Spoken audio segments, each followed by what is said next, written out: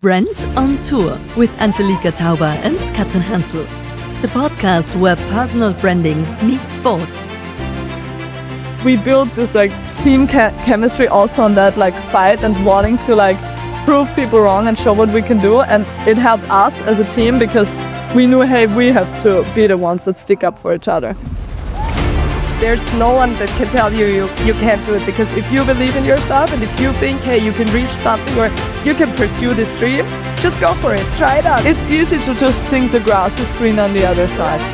You will always go through pain and struggle as a team. You will not go to every tournament and just easily win. Hard work should be a talent and not, hey, you're touching the ball really well, hey, you can hit really hard, hey, you're physical. To be authentically you is the only real USP you have. If you want to make your sport better, or if you want to get more female athletes in your sport, you can do it. Hello and welcome to the Brand on Tour podcast, the podcast about personal branding, business and lots of sports in between. I'm Katrin. I'm Lika. And today we are at the Beach Volleyball Masters in Perchach, sitting right next to Wörthersee, probably one of the best spots across Austria to welcome our guests. Two ambitious women that are top beach volleyball players in Austria, but not only in Austria, they are a top 10 team worldwide. However, in the age of 15, when they came on the beach volleyball court for the very first time, they got told they would have no talent. They should better give up volleyball and should continue skiing. But they pursued their dream. They wanted to get one of the best players worldwide, and that's what they actually achieved. These two have been building their team and their personal brands, leading to great sponsorship opportunities, media presence, and a stunning sports career.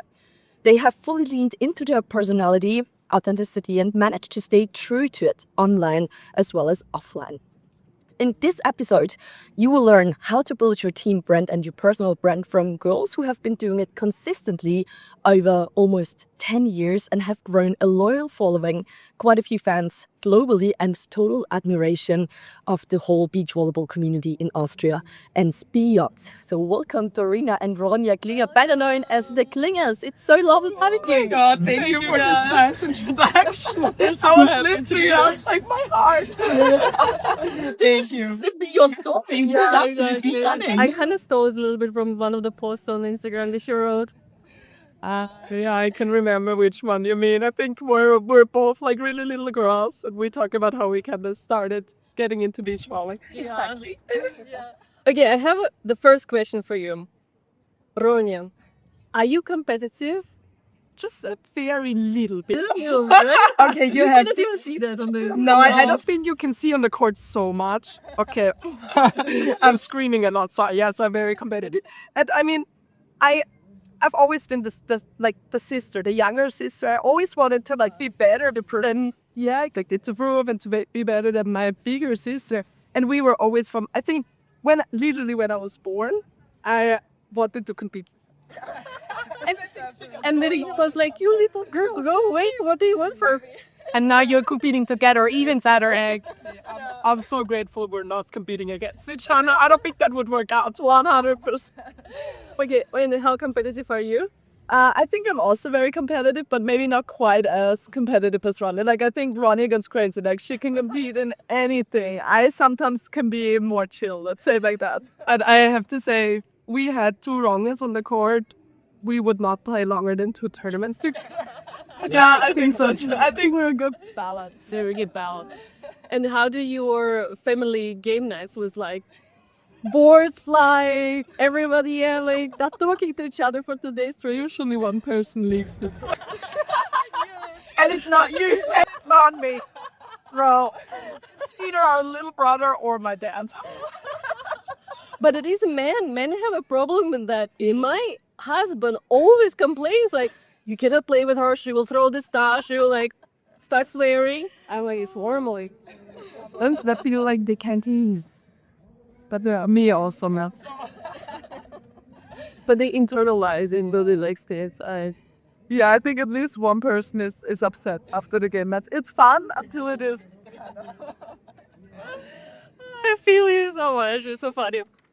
Okay, I want to start with one quote, and I want you to then elaborate about the story behind the quote and tell us a little bit more in details how this whole thing developed. I think you'll understand what I mean.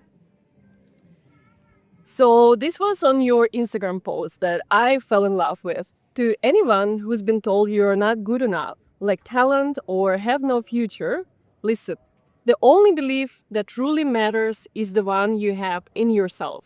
You determine your potential and nobody else. Yeah, I remember this like quote and this post, and I think this is kind of where our story began a little bit. So we were always very athletic kids, and we did track and field, skiing especially, and skiing competitively. And so we started with volleyball super late. And I think from the outside, if you didn't know our story and didn't know that we started super late, you were like, okay, with 15, 16, when I only played like not even 1 year. Ronnie started 14 and we were 15. Like that we were not very like talented, and we also never like played any ball sports. So all of our sports had nothing to do with, hand-eye coordination in that way. So from the outside, it looked very much like, okay, like no, like for their age, they're not good at all, because many people obviously didn't know the story. But for us, like we both fell in love with the sport volleyball, and we wanted to do that and pursue that. And in the beginning, it was just a hobby, just fun and something, and we were both very competitive about. But it wasn't really the goal, or for me to like play internationally, because I wasn't sure if I could do it. But then like starting to build a team and like believe in each other and really have people behind us that 100% believed in our goals and pushed us really made me see that there's so much possible for every person that has a dream. And if you work hard and stay consistent, and for many, many years, because now we're playing together, I think 8 years. And then before that already, we also played volleyball, obviously, but not together. But if you stay consistent, you can actually achieve so much, and maybe so much more than you think in the beginning. And the quote for me just really shows that I think belief is such a big part of going further. How did you actually overcome people not believing in you? I mean, in the age of 14, 15, this is such a sensitive age group where you are just defining or redefining your identity. How did you overcome this? Yeah, I think it was very tough because it came from kind of coaches that had a high like standard and a high position, also in like volleyball. So it was super hard because you think, hey, people know what they're talking about, right? So I feel like the only really positive thing that we had is we had each other, and we had each other's back.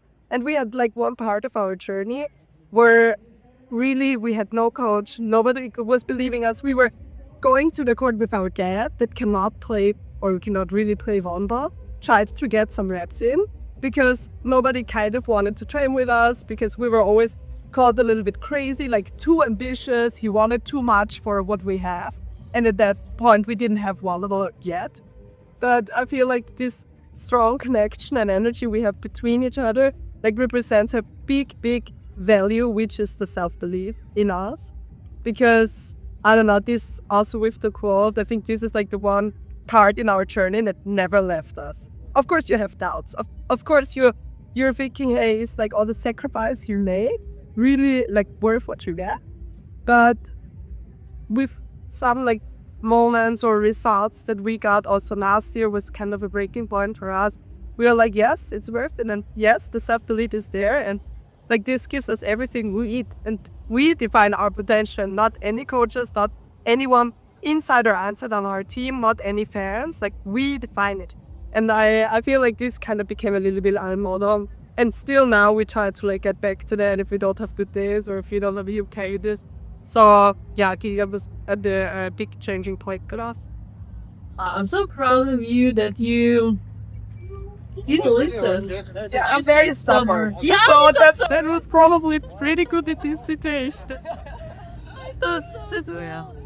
I have a very similar experience. When I studied in the music school, my teacher was telling me I have no talent because I have no talent. But then I was so stubborn, I was like, I'm gonna improve her that I can do it. And I graduated with honors just because I was like training nonstop. I feel like it's so crazy how people define talent. especially in beach volleyball, where it's a sport with so many different components that have to fit. So how do you define talent, especially at this stage? Like with 40 people in 60, it's fun Libre, because hard work should be a talent. Like this should be recognized as a talent and not, hey, you're touching the ball really well. Hey, you can hit really hard. Hey, you're physical. I mean, of course, these are points that help, but hard work should be like a talent as well. But this made me a little bit and still makes me crazy if I see under coaches or youth coaches talking about talent, because everybody is talented that really like pursues their dreams. Right. One of Russian composers said that what you need is 1% of talent and 99% of hard work. So That describes a little bit our journey, I would say. And it's funny because if people see us now and they don't know, like, kind of from where we came from, like, let's say they didn't see us play 4 years ago, they're like, oh my God, you have such a good technique. But we're like, yeah, but this is not talent. This is literally all learned. And we're every single day doing these reps to get pendency. like, people who were telling you, oh, you have no talent, you have no future, they were making you small and you decided to make yourself big despite that. And I really hope somehow there is a way for you to influence others, generation, like, through visibility like this, through content. Because there are other examples as well. I don't know, maybe you're too young, but do you know Misty May? She started to play so late, grandma, shit. So as a coach, if you see somebody who's so ambitious, determined, and like goes all in, you have to support. Yeah, and I feel like we're also the perfect example in like the volleyball community that if you get told, hey, you're not big enough or you're not good enough or you don't have the talent or the ball touch enough, like this is literally not true. Like you don't have to believe everything your coach is saying, especially when he makes you feel or she makes you feel small. So I think that's what we also want to represent, that kind of give to the volleyball community, that it doesn't matter when you started, it's kind of how much you want it and how much also you want to invest for it. But it's more about hard work than talent. You're now a fixed part of your Leeds tournament. So for everyone who doesn't know what this is, it's the World Tour. So it's the best of the best playing there. And still, there may be doubts. There may be an imposter syndrome. How do you handle all these things? Have you got a specific framework or certain patterns, routines to overcome it, to push through? Well, so this is very real. I think everybody, and also the people I talk to on the World Tour, feels like that at some point, because you come to the Leads, you play against these people that you usually only know from the stream and from watching them, and then you play against them, you play well against them, but it's still like there sometimes. And I think for us, like a lot of it was the journey, because we really know that we deserve to be there, because there's no way anyone could put more into the sport than we did. So this is a tiny part of it, but it can still be there. And I think for us to also work on ourselves and on our personalities and trying to understand how we react in situations, and we're very difficult. We're very difficult. Very difficult to beat. No, I mean, we're very different in that way. For example, Ronja is more like a stubborn person and has her own things to deal with. I'm more a person that maybe more easily gets like self-doubt or imposter syndrome. But I really try to read a lot about mindset. We have a mental coach as well, so work with him on that. Just believing that I belong there and that my skills brought me there, my hard work brought me there, and there's a reason why I am there. And I think that's a big part of it. Yeah, and I think it's so cool to see, especially for Dory, because she even started later. Because when I came into the sport, they already kind of knew Dory, and I got kind of straight into like the ball specific class. So maybe I got a little bit more attention technically in that sense. But for Dory, it was like when she came back from the US, where she was 21 years old, she kind of had to start over like all the basics, and that with 21 years old. Which for me is always such a huge inspiration for like kind of how far you come and how much potential is still there. And it's crazy for me to see how kind of we went through all like the stages of kind of losing and then started to win in the first round of qualification and then losing in the second round of qualification, then finally making it to the first, Challenge World Tour event. And we kind of played so many tournaments and so many games. We lost so many games that we kind of found our way to win. And that is so kind of cool to see, because you always feel like losing is something negative. But in the end, like it brought us so much. It brought us to work better on ourselves, to work better on our game, on our mental game, on our physical game, whatever, to like give us maybe these 2 or 3 points that could be the switching point. And to see Dory kind of grow so much, although so many people like doubted her, for me it's like every single day such an inspiration. Like, yeah. You just mentioned you've got a mental coach. Maybe you're working with the sports psychologist as well. What are these guys telling you or teaching you? Is there a certain routine you come up with right before a game, for Yeah, maybe you can share something with listeners, because a lot of people struggle with imposter job, also like posting social media content. You have overcome that as well. So tell us. Yeah, so for us, like first of all, in the competition week, or let's say 1 2 days before, we really try to cut down on our social media usage, because we really don't want to be in this mindset of always looking, oh, what's this opponent doing? What's she posting? How great it, like, because on social media you only post the great sides, like how great was my practice? Like, oh my God, I practiced with this super team, and oh, I'm posting this one ball where I'm hitting on 2 meters. But it's not the reality. It's also not the reality when we post. It's like a snapshot, a little picture of what the reality is. So we really try that. And we have like a whole 3-game routine, which we try to do before every single game. And it's a lot about, so like we start with like some breaths. Then it's called progressive muscle relaxation, I think is the English word, where you kind of like tense up all your muscles and then you release it. And after tensing it up for like, I don't know, maybe 20, 30 seconds, then like the release is very like you can really calm down and be really chilled. That's, for me, it helps with the nerves, because you're very tight and then you completely tense up, and then you get that feeling of like letting it out, kind of. And then also a short kind of visualization. So I think this is like one routine that's maybe like 10 minutes in total, 10 minutes, that we try to do before every single match. It kind of helps us a lot. And then of course like these routines like on the serve or in the warm-up, I think we have some things that we always do. And also I feel like we usually need walls with our network coach. We also kind of brought in a sports psychologist, so we are like kind of covering these both areas, because it's always a little bit different. Once a week. Once a week. Just sorry. once. What? You just said no, sorry. Once a week. So very consistently. To also talk about what's coming up, not just kind of on the court, but also like in your personality. Because I feel like on the court, when it's stressful, when you're getting served, when you're under pressure, when it's crunch time, like your real personality and your feelings and emotions could just come out. Like you just have to look yourself into the mirror to see what you can change or what you can adapt. It's not a nice feeling, but it's awesome because it's so raw. Like your raw emotion comes out, your raw personality comes out. We've been working on that, like that we will still be working on that for our whole careers, because there's always something a little bit different coming up, but you're just trying to deal and adapt and trying to regulate your emotions in that sense. For me, that's more like what I kind of try to do, because I'm a very emotional person. And it has helped me out a lot. You both are super present and visible on social media. How does this visibility increase visibility on the tour? For instance, in regards to fans or other teams, are they following you? And I was wondering how you would be feeling with negative comments. Do you get negative comments? So I think in general, like the visibility helps a lot. And I think the more you do on social media, the more you put out, the more volleyball fans get to know you, because they're going to get that content, that volleyball content or that mindset content.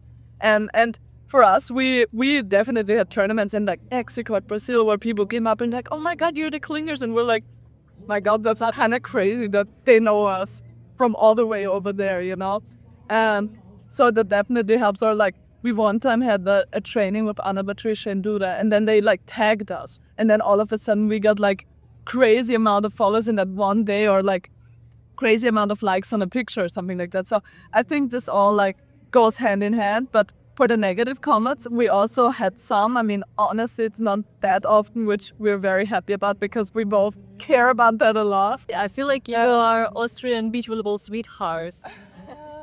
We try. But like we really try to like put out positivity and stuff, and not like put someone down. I mean, of course, you always play against an opponent and emotions come out, but we try not to be like unfair players or something like this. But sometimes there are, comments from people that bet on us, and then maybe we lose a game, and then they write you like really bad DMs. Or the worst for me was we had one game, and the emotions were really high because we played against the Olympic champs, and they were just coming back their first tournament, and we played like amazing, and we won against them. We were in the third set, and then like the beach volleyball world account posted, and I had one block of her. And it was almost like the only block in the game because she is like 2 meters tall and I was so hyped up and I was like yelling and like a little bit to the other side. But it was not like meant in a mean way, but it was just like the emotions were so crazy. It was like maybe 12-9 in the third set or something like that. So like a really important fight too. And then like there was so many comments of like, how dare she do this into like the Olympic champion? Who are these girls, the Klingers? Who are they even? And stuff like that. And we were both like, oh my God, like I feel so bad, like, but like at the end of the day, it's like, it's an emotion in a game. Like sometimes you cannot 100% control it. And also obviously you cannot control what people write. And also I feel like, of course, you're incognito online. And most of the people that texted it were Brazilians. Yeah. So I feel like in our social media, we have, of course, a lot of international fans, but also a lot of national fans. And I feel like Austrians are not like super rude or mean on social media to like write something on your post or give you so much negativity. So I feel like in a country like Brazil, I think Ana Patricia and Duda, they having a really hard time if they're not winning because they're Olympic champion, they're world champion. And if they, let's say, only, which is still awesome, but get 4th or 3rd in the tournament in a lead, their comment, at this point you probably have to kind of just turn it off, but the comments are horrible. Like really, if you read through that, you get depressed. And I think this is, you probably don't know the sport, the people that are commenting. You just kind of see it, like you just want to say something. You don't understand it all, and I feel like, why do you have to put someone down like this? They're trying their best. They're not losing on purpose. Nobody ever does. So for me, and they're like an incredible team, like one of the best teams in the line. They literally won everything. Like that's to put them down. Like so, I'm super grateful that I feel like our community is not like that at all. That also kind of we built this. Because Ana Patricia and Duda, they're super, super nice. And I feel like in Brazil it's different because I think she has 500,000 followers. But also for us, we always try to, be nice to the fans, really take time, like for the kids if they come, if they want autographs. And I think we kind of build this reputation also a little bit that even if we're not playing well or if we don't get the result that someone expects or we expect, there's not so much negativity because I feel like we also try to like make our reputation like, that no negativity can like cut us. Because you're always approachable and very human. Lovely. Yeah. There was one post where Ana Patricia pulled, you smashed 2 meters, and then you yelled on the other side, and then Ana Patricia yelled back at you, but you laughed at each other. Yeah, okay, because we were in a training camp before and we had this incident with Dory and we talked about it and we found it funny because she is a very huge personality on the court. I don't know if you've seen the Olympics, but in the Olympic final, there was like a huge drama between Brandy and Ana Patricia. I saw, oh my God. She's just, if someone provocates her, she just doesn't give, like, she doesn't care. And she just provocates Ben. Yeah. And it was at this spot because we like each other. Like, really like. So it was more like a funny scream. But did you get any comments or did the fans also understand that it was a joke? Some probably did. No, a lot of didn't, but then some wrote in, hey, they were on a training camp together, they like each other. It was more like a joke. So, but I feel like if I read negative comments, I'm like, you don't know what you're talking about. So I try to not let it get if it would be someone that I actually know, that is maybe in like our broader team or really a fan, then I probably would be more hurt. But if it's a random Brazilian person, I'm like, okay, whatever. And when you started posting content, did you try to build an intentional kind of team brand? Like you said, this community and taking time for the fans? Or did you just do it for fun and then you realize you can leverage that? So we kind of started when we were in the US and I studied marketing. So I was kind of like I was kind of into it. Let's say in like personal branding was one of my classes and stuff like that. So I started it a little bit as a project. And then once we came back in that summer, we're like, okay, let's really try to build up our social media, because in Austria right now, there's no team that has crazy amounts of followers, at least in a women. Because there was like, I think at that point we were maybe the 4th team in Austria or something like that, 3rd or 4th. And all the other 2 teams had like maybe, I don't know, 3, 4, 5,000, but nothing like crazy. We're like, hey, we could really try to build this up, and then maybe we could be the one with most followers, and then we could go to sponsors and say like, hey, we're not like, we're the 3rd team, but we have like the most followers. That was kind of like the intention, to really like come up with the Real Workout Wednesday and like start posting regularly. And it was insane to see, because this literally was the case. Like a year after, it was kind of between us or another women's team, and of course we were a little bit younger, and I mean, we're a little bit crazy, you know, like we put out our ideas, we put out our dreams. And I mean, of course, like that was also because maybe a little bit we were out of the box thinking, and that's what they like. But like our main selling point was, hey, look, like our social media, our media presence is really, really good. Like you should invest in us. And it worked out. This was so nice to see that, like when you really build something and kind of put effort also into that kind of sponsorships or deals had to come out of it. But also, like, we really had to find a balance, because in the beginning, like, this was such a cool project, and, you know, everything is new, and we do this, like, we post every day and we come up with ideas, and it, like, took up so much, like, space and time that sometimes it was, like, too much, like, because you also, as an athlete, you have to focus on so many other things, on recovery and obviously training, but also, like, management, other stuff. And, like, this was, like, a huge part of our time. So we also had like to cut back a little bit on it, but I think, yeah, it was really fun in the beginning, and we like just followed like everyone too. And we were like, when people are texting us like, why are you following me? We're like, look, we're this young beach volleyball team from Austria. We wanna like reach this and this. Like, please follow us. Like, it would be great. I told you we were a little quick. Sorry, we are. So many people. This is the way to achieve greatness. You need to be delusional. Like, absolutely. Yeah. And so many people texted us back, okay, I'll follow you or something like that. I'm like, yes. So you're well known as the Klingers. You even have your own logo, your own website. But how about your personal brands, individual personal brands? Do you do much for it, or are you solely focusing on the Klingers? I feel like right now we're kind of solely focusing on the Klingers, because it's such a big part of us. And also it's a cool topic because we're sisters, so it's really marketable. And also we honestly don't have time right now to focus so much on our personal brand. I feel like so much time for us is currently into training and also improving like maybe some other parts that kind of influence the training or the competition, because we really want to reach the Olympics. We really want to like get that medal in the Olympics. And it's so many components that are still missing a little bit, and where we still want to kind of reach our potential better, to perform better, that this takes up so much time right now. But we're kind of solely focusing on the Klingers right now, and it's working out well. And I feel like we will see after, or let's see how the journey continues, what our personal brand would look like. yeah, the Klingers is an amazing brand. It's so easy to remember. It clings.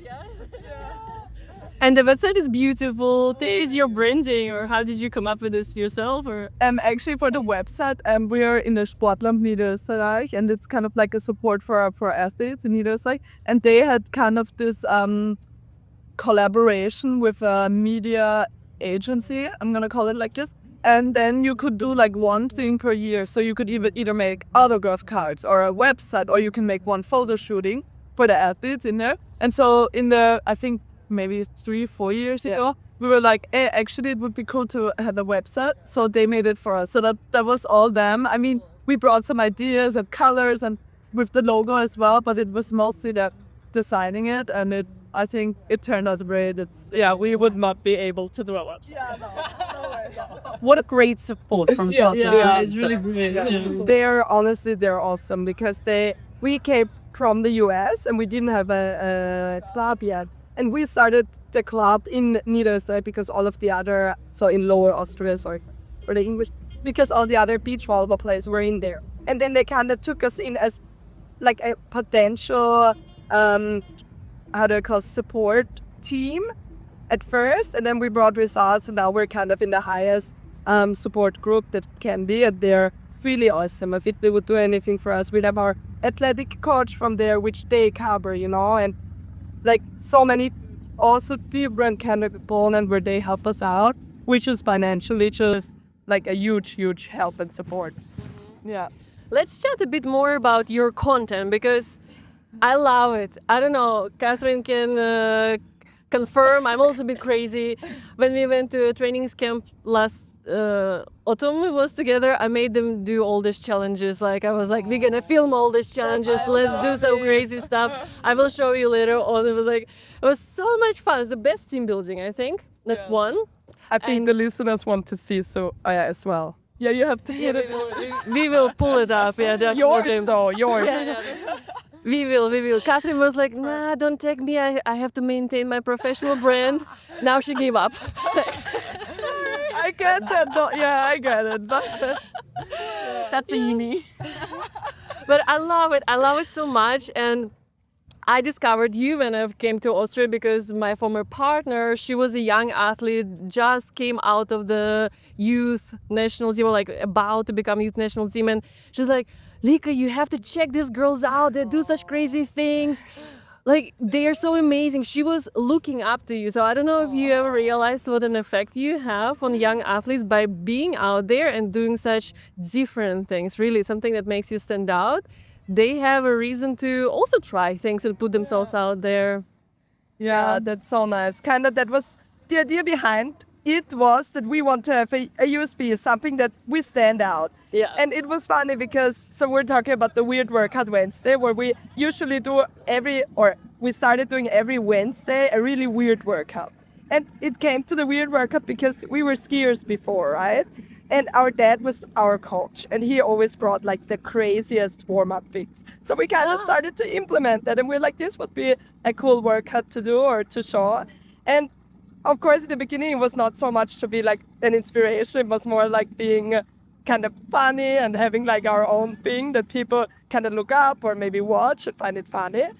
But it's so cool to hear that kind of we have this effect on maybe even young players, because that's kind of like my reason for playing beach volleyball, kind of to show the younger generation, of course, what a cool sport that is, but also that you can dream and you can achieve anything you want, as we talked about before.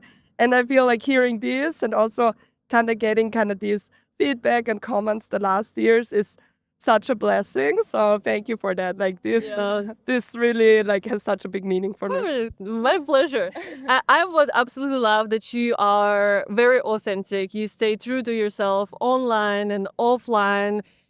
Like, you don't overthink, I guess, or do you? Like, how do you manage that? And how could you, like, could you give our listeners some tools and strategies how you handle that so that they can also learn to be more authentic and stick to their personality and put themselves out there?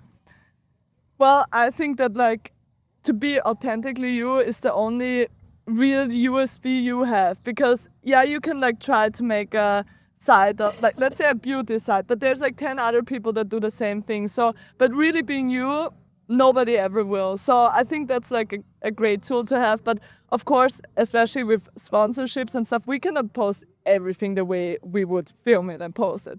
Like, there has been multiple videos where we were like making it and it was so funny and we found it hilarious, and then we're like, wait, but like, do you think they would get it? Like, or do you think they would like call us and be like, hey, like, what did you mean? Like, why did you say that? You know, sarcastic things, stuff like that. It's a very fine line. Yeah, it's a fine line. Like, we had like one situation where it was at the very beginning, but it was like with a very, let's say, old school brand we worked with, and we were like in our bikinis and like holding their product. And like for us, it was like, okay, like cool, we're holding the product, and we were like kind of like sitting in the sand, but like they really didn't like it, because they're like, no, like this is way too like, you know, like, I don't know, way too much skin, way too much this and that, like, and like things that we didn't even think about. Yeah. We took the photo, we posted it, we didn't think about it twice.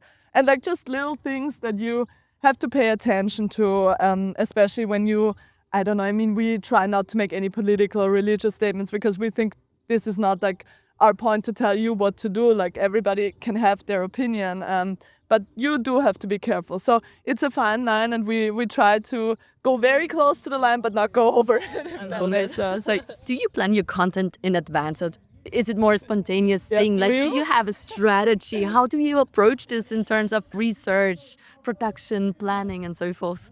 Well, half and half, I would say. Yeah, half and half. We try. In the pre-season, We try. we have like a very good plan. Like when we have more time and we're at home all we the time. work it out, and every day a story and that, and then every second or third day a post or a reel, and then in the season, what? Okay, what can we post today? We're gonna be like spontaneous. To be completely honest, we start so structured. It goes through phases, let's say like this. But we try to have a rough plan because we, as I said, we also have some like corporations where we post things together with them, and then you really have to plan that because you cannot just like post something like not think about it. Like that's that's not very nice. So we really try to come up with something creative or at least something like that they would really appreciate. But yeah, as Ronnie said, like in the season it usually gets a little bit less just because we're so focused on other areas. But then it picks up once we're home and like settled a little bit. Yeah, exactly. But I feel like we kind of can play with our creativity on social media, which is really fun because, of course, like beach volleyball is a very also creative sport, but in like a different sense, our creativity comes out in social media. And I don't know, I feel like at some point we also just want to present our authentic selves, but also gives just some positivities and good vibes because we're very like also good vibe players. Like we play well if we feel good. And I think this can be transferred to like any other area in life. So I also think like these spontaneous things, if they come up and it's nice, we just post it and it also, gets kind of good engagement. But I would like to plan a little bit more, but then we would have at least, let's say, 40 hours a day of time, not only 24. That would be nice. I think everyone can relate to that. Every business owner, everyone. And I mean, we are mainly like athletes. We're not influencers. So that's always like a little bit of a, how do I say? A balance. Yeah, it has to be a balance. Like if this one is too high and the other one is too low, then the sponsors are like, or our partnerships are like, hey, like, can you create some more because we kind of pay you for that? But if it's the other way around, then we wouldn't be athletes. We would be influencers. So it has to be like a good balance. Yeah, very nice. And how does your coach feel when he has to show up in the videos? It takes some convincing. We have to force him at times, but he's the kind of person. He's a really cool coach. I mean, very strict, but like really cool as a person. And I think he secretly likes it. He likes it. If you listen to that, you low-key like him. He's always complaining, but then he gets so many funny messages and he low-key enjoys it. And then he's like, oh my God, you're embarrassing me in front of my Brazilian friends because he's Brazilian. Because we had this one video, it was a while back when we first qualified for World Championship. And we were like, okay, we have to do like this clap and then you have to dance the samba for like 3 seconds. It was very and then he did that and then apparently all his coach friends texted him like, oh my God, like what do you let the girls do with you? Like come on, and like making fun of him. And then he got kind of mad, but I think he also enjoyed that. But honestly, we would like to implement him more because he's very funny. Like if you see one training, probably also like in the European culture that's not so much, but he's very loud and very kind of strict, but also very funny. Like he makes fun of us all the time on the court, but like in a way that we can understand the game better. We find it funny from outside. Maybe it looks like, oh my God. Exactly. But it's so like I would love to post kind of more with him because he's just a funny person, but he wouldn't let me. So Okay, we need to find a way to convince because one of your latest videos where you were doing the affiliate, this guy and this side and this with. It would have been awesome if he danced with you. I wish, but I think dancing is where he draws the line. Or sometimes we try to make like short videos and don't really tell him how it will come together, and then we like put it together in a funny way, you know, because then we know, okay, he has to. But if we just tell him, oh, just say that, like, you know, and then he doesn't really know what it will be in the end. That's a good strategy. I love that. Well, you are also part of the Equal Play Day campaign by Win Today. Why is it so important to you to speak up and to change something, to have such an impact on the community? So first of all, I loved this campaign. Like, we are so grateful for Win Today to kind of put so much effort and also money and marketing into this, because this really is an aspect or kind of a statement what actually influences us and what actually also represents like so much that we value. And as Dory said before, we usually don't make so much political or religious statements, but this literally is exactly what we want to represent, because we have so many great friends, female athletes, that put so much effort into their sport to perform exactly as well, to get exactly the same results as their male colleagues, and they don't get any visibility. They don't get any infrastructure. They don't get any budget.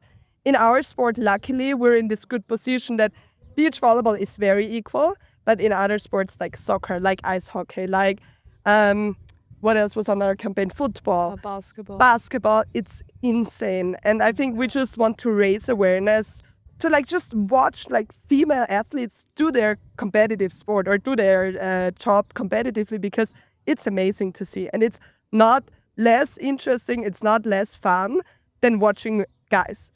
And I think like with more visibility, more money comes into the sports, more sponsors are interested in it, and that grows a sport. And I think that's what 100%. female sports need, and that's why it's super, super important. And that's why we also try to be part of this campaign and also try our best like on social media or with the media people we work with, and try to send out like all the results to them so that they represent us and that beach volleyball gets that like spot in the newspaper. Or And also I feel like we're at this point where beach volleyball really has the reason for us to give like the younger generation something, and we want to make like the sport bigger for female athletes and for you female athletes, and we kind of want to speak up in this topic, because as Dory said, like if it grows, like it just helps us all. And if this grows and young people see more female athletes on TV, they look up to them. They want to lead, they want to move, they want to be better, they maybe want to start a sport. And like for the long term, I think this is just essential. I feel like the great thing apart from this campaign is that you also are working a lot on your visibility. So actually women, whoever is listening, who feel like their club or community or just their sport and federation are not giving so much visibility to them, you can take matters in your own hands and start putting yourself out there online, growing the following, growing the community, and then coming and saying, hey, look, people want to see us. Exactly. And it can't be an excuse that you're a niche sport, because we're also a niche sport, but you have to just put the effort in if this is kind of what you want. And if you want to like make your sport better, or if you want to get more female athletes in your sport, you can do it. Like you can reach out to kind of media people to like get you to write something about you. And I think it doesn't always have to be like with results. It can be like when we were not playing well or when we didn't bring your results yet, we had some like media coverage about our weird work at Wednesday. It's about good stories in the end. Although you can't control it every single time. And I remember one specific situation when ORF, so the main news channel in Austria, did not mention you as the best team in the entire competition. We're speaking about the World Championships, and they were just introducing the boys' teams. How did you feel back then? Yeah, it was a little bit of a shock for us, but also like there was like a big miscommunication, because there's like basically there's 3 people involved, and like they communicated really poorly, because the ORF's plan was to make one story about us and one about the boys, and then to put the boys first.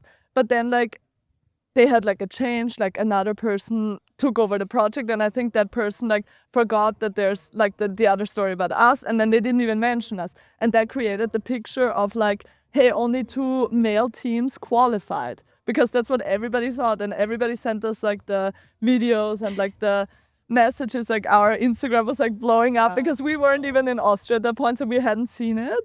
And so it was a big miscommunication, but also for us, like it was shocking, because you can at least say the names, you know, and the participation. And then in retrospect, they did put a video of us. You can never say if this was planned or if whatever. But it was shocking, because this is the main thing that we want to bring across, also with the Equal Play Day campaign, to just have the same chances and visibility as the boys. And then to see this in that way, like it was a little bit shocking. And then I think we posted one story saying, hey, like this is a little bit ridiculous. We kind of campaign for female rights, for female equality in sports, and then you don't even mention our name. And then it was insane because I heard from at least 10 to 15 people that they called the RIF and they were complaining about this. So this is again so crazy how many people actually have our back that don't really like even know us, maybe just from social media or from wherever. So that was, I mean, like this whole miscommunication, it was just very weird and also took a lot of energy from us because we kind of want to prove a point and we want to support like something that we stand for, and then like the best beach volleyball team doesn't even get mentioned. Whatever it was, if it was a miscommunication or not, it didn't matter, but it was so nice to see to have so many people like having our back and supporting us in that way, which like kind of just came back positively to us. So that was really, really nice. Nice. Have you had any other cool campaigns or deals or sponsorships that you were really proud of that align with your values? So, okay, like the most recent one is really cool because we have a sponsor right now that has the same name as us, Klinger. Yeah. So that was a really cool coincidence. I mean, they're doing like fluid monitoring and seals, like sealing.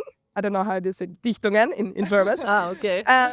And it was so cool because kind of he reached out to us with like the same name and he was like, yeah, they already sponsored someone in Norway and now they kind of want to bring it to Austria, and he saw us on some I don't know, maybe on some media page or in some tournament, and he's like, yeah, let's connect, let's talk. And then like this got out with Klinger, trusted worldwide. This was such a cool kind of initiative and such a cool sponsorship. Well, let's get back on the court. I remember when I was playing against you back in 2017. We were so annoying. We were so Annoying because you've got such a beast mode. It's insane, and that's what I actually love when I watch you play today. It's amazing. But playing against you as an opponent is terrible. How do you actually come up with such an energy level? Where's the motivation coming It's from? just inside us. I don't know, I cannot control it sometimes. It's not something I really push. It just comes out naturally. I think this was a big part of our story because there was points in our career where we only had this. Yes. Like we didn't really have the volleyball, we didn't really have the support, but we always had this like extreme, we're gonna fight for every single ball, because if we can do that, then maybe we can beat someone, or maybe like this was our only thing to hold on to, kind of.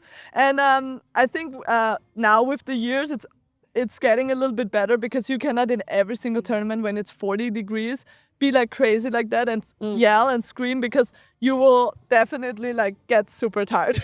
But we try to control it, but still bring it, because this is kind of like our DNA as a team. And if you see us and we're very calm and silent, you know we're not playing well. Yeah. So we know we kind of want to bring that to push ourselves, and like, I think that's it's a big part of our game. Yeah, it is a big part of our DNA, and I think it's a big part of our personality that we can literally reflect or represent on the court, and this is just nice. As we talked about, like our authentic selves, that's where we bring it out. I love that, because every time before we play with Katrin, I'm like, okay, beast mode on, level 1, level 2, level 3. But unfortunately, there is no switch. Like sometimes you're like trying to turn it on and it doesn't turn on. But I have to say, at this point, like let's say 5 years ago, we won crazy games with like this fighting spirit. But also now, this fighting spirit and this kind of emotions always also kind of lost us games. So you have to find the balance, because if you get too emotional and let's say you celebrate points, although they're not even on the floor yet, because you get so kind of energized, it's a fine line. It has to be a plus. That's what our coach also says a lot. It's like this has to be a plus to your preparation of like technical, tactical, good level. It cannot be like the only thing, and you throw everything else out of the window and just fight for balls, because then it's not gonna win you games at this level. You know? That's not a strategy. Not in the elite, at least. Speaking of motivation, so you always know how to regain your motivation in case of a lack of motivation. So let's talk about goals. Doesn't matter if it's a business goal, private goal. So many people have a lack of motivation. What could you advise those people to regain the motivation and keep going? I think the main part for me is reason. You have to have a reason to actually want to work for something. Like that's, I feel like my biggest input I can give.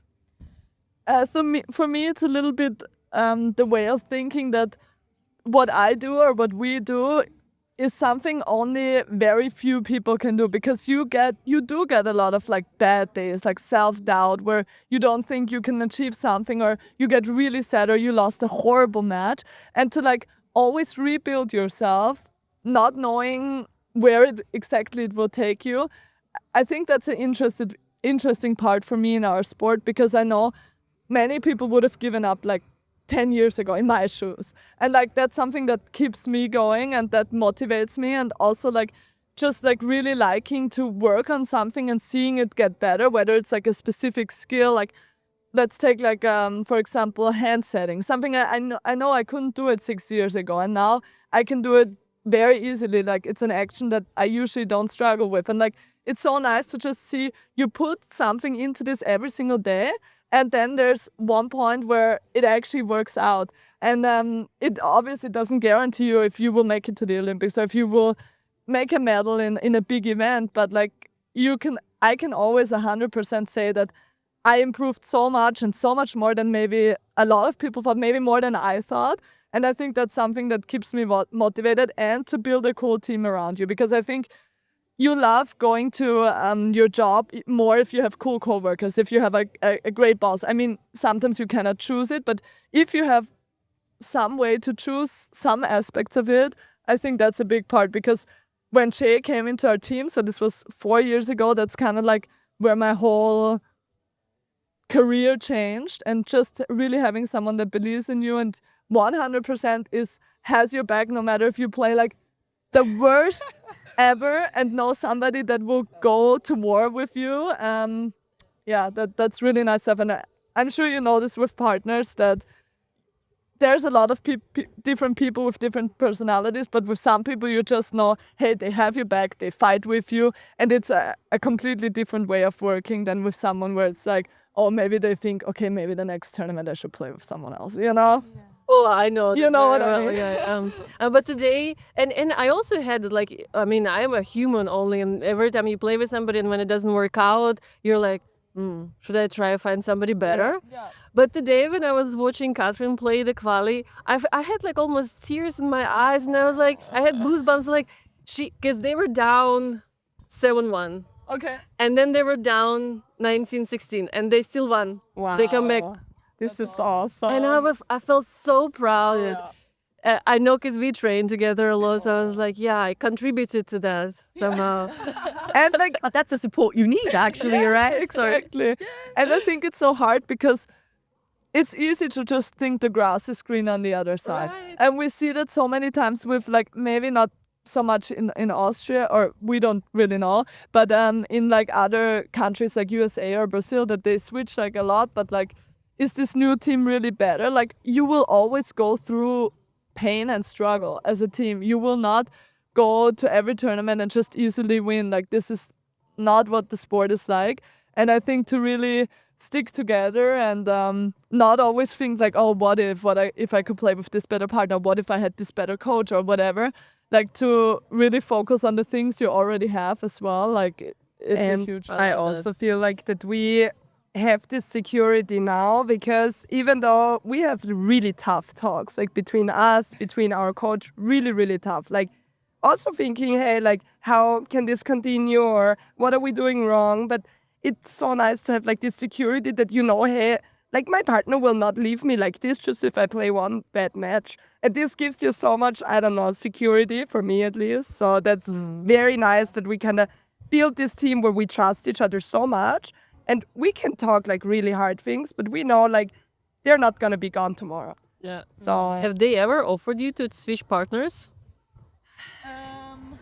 I mean, in Austria, The thing is, then I think once we started the partnership, they knew that we were like at this level of like wanting to play together, where it's like, yeah, you nobody couldn't break really us apart. asked, but like we heard like many like things behind our backs, you know, that then ultimately came to us. Like, for example, there was one instance, it was a long time ago, but we like played our first international tournament in a qualifier in Austria because it wasn't full and then we could play. We didn't really have points. And obviously, if you're the first time in a qualifier for a high level event, you're not going to play well. And then people literally saying like, well, yeah, Ronja, yeah, maybe she could be okay, but she should definitely switch partner right away. And then like that getting back to us from people.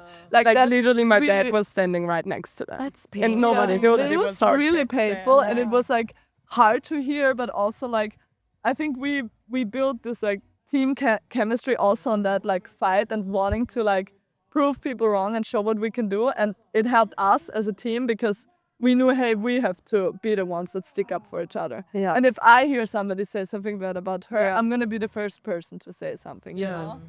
So You proved them wrong, you know. You proved them wrong. So now You are can fighting all for your suck it. biggest dreams. So you just said before you want to get a medal at Olympia. So what's your biggest dream? Apparently that one. But how about beyond sports? What dreams and goals do you have? Well, I think for me it's also to like create a family, to have a family, and you know, like I have a boyfriend for a long time now, so obviously that's something we're talking about, and not sure when the timeline will be because I also wanna play as long as I can, and as long as I'm, you know, still competitive and still see that I can improve myself, I would like to play and enjoy playing on the tour. But that's definitely a big point. And then, I mean, I think after the sports, I will probably try to get back into like the marketing area. Oh, nice. Because that's just something I picked. I kind of like knew I wanted to do this before volleyball was even an option, let's say, because I wasn't that good at that time. And I chose that with 18, 19, I think, yeah, in my studies. And I always thought it was super interesting, but I also think it will be hard to go from a job like this now and like not being in an office, like always like traveling, to like really having a, let's say, more desk job kind of. Hey, you can become self-employed like us and then travel. I have a better idea. As soon as you retire, we just team up. Perfect. This is our office here. I'm waiting for the first message to be from you guys, okay? The first job offer really has to come from Catherine. Yeah, No, I feel like, oh, sorry. How about you go? Yeah. For me, I feel like I want to stay in the sport as long as I can because I'm still having like feeling this fire, and I feel like we're now kind of getting into this stage where we can really enjoy the game because we know how to play it. So I want to keep this kind of as long as possible because I love beach volley and I want to learn kind of still so much about it. I just want to become my best self. And I feel like after I want to give, I don't know if it's volleyball, but some sports, something back. If I help out like with kids or do my own camps or something like that. But I definitely kind of want to work with kids and in sport. Not sure what exactly yet, but yeah, that's probably my dream after volleyball. We're always joking that Ronja will play till she's like 50. Like that's like Olympics, I don't know, 20, 40 something. Is there any 48. not Paralympics but like old Olympics or something? For sure, something sitting. like 50. Yeah, exactly. Over 50 or something. Sitting. Yeah, that's always our joke. I think it's a really great role for you because from just chatting today, you have such fire, you have such vision. You have the vision and the purpose, and you have very clear standards for what you want to see in the sports developing. I think you need to take it further. Thank you. Yeah, and I feel like I can, because we went through so much also emotional and mental stuff, that I think like from what we learned, I can give to like young, especially female athletes so much to like build their confidence or build their trust or build their self-belief, that I kind of want to give that back, kind of that knowledge that we gained kind of by ourselves. So I feel like that's like in the back of my head, and like kind of already a dream is coming up. But first of all, I want to get the medal at the Olympics. I feel like Ronja would be a good coach too. I feel like she would be very like strict, but also like very strict. Also like very there for your players. But at least she will dance on the social media videos with that, of course. Let's see in 15 years if the players ask me. Who knows what you have to do at that point? For real. And your students are like, you you're a sus, don't do it. And you're like, let's go, Afi. No, but at least AI can create like me dancing. I think that's better than my actual dancing. Well, you've now just been talking about what you potentially could do after your active sports career. Many former athletes turn into keynote speakers, and actually Lika is working with some of them. And I see that a lot of athletes who already had a very strong personal brand or team brand, well, mainly personal brand, while they were active, it gets much easier to transition, much easier to get opportunities, much easier to, because of visibility and everything. So have you thought about it so you can affect your future positively? Yeah, definitely. We also got some offers for keynote speaks.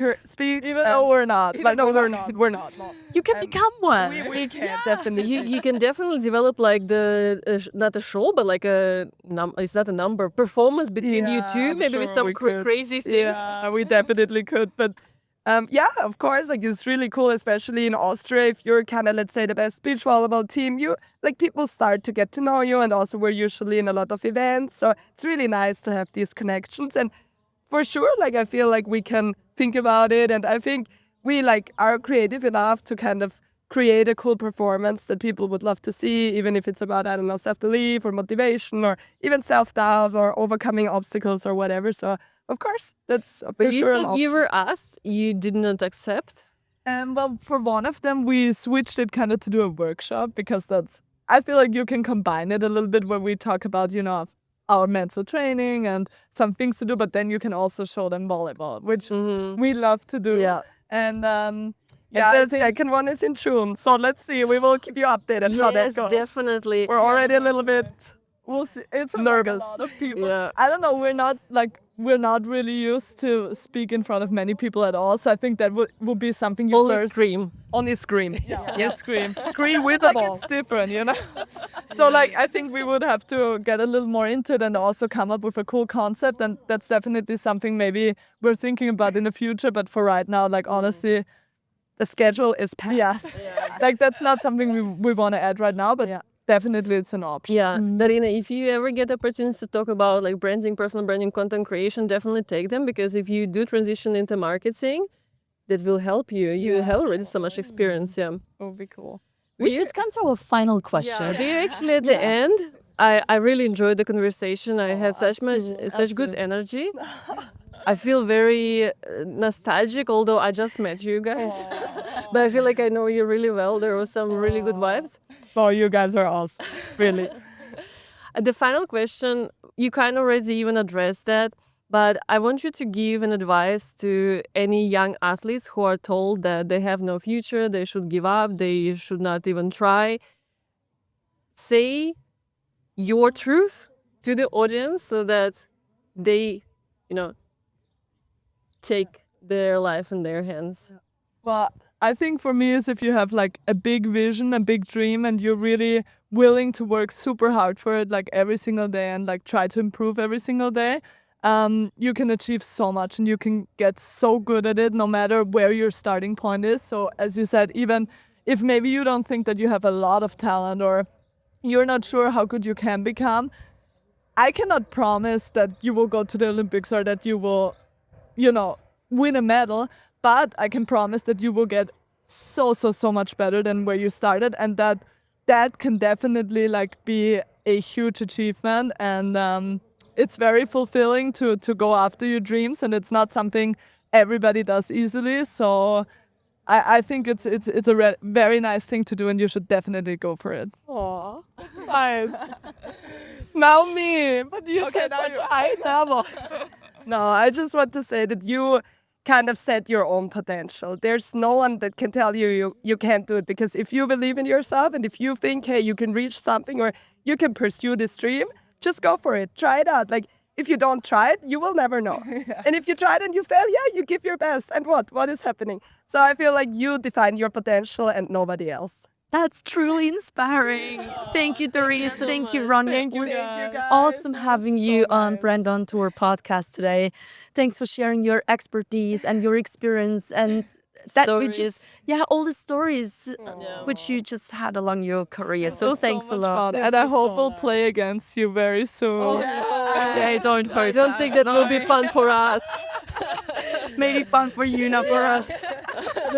I just promise you I will not scream like 5 years ago, okay? Maybe we hate you kitties and have the left hand. Like if we tie your hands together.